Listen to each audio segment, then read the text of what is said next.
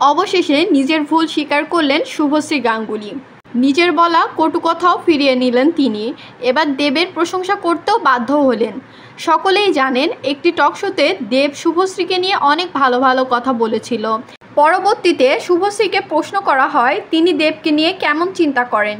এ প্রশ্নের উত্তরে শুভশ্রী বলেন, দেব আমার প্রশংসা করেছে জন্য যে আমারও দেবের প্রশংসা করতে হবে এমন কোনো কথা নেই। এই কথা শুনেই শুরু হয়ে যায় তুমুল সমালোচনা। ভক্তদের অনেকেই শুভশ্রীর এমন কথায় হতাশ হয়ে পড়েন। পরবর্তীতে নিজের ভুল বুঝতে পেরে তিনিও দেবের প্রশংসা করেন।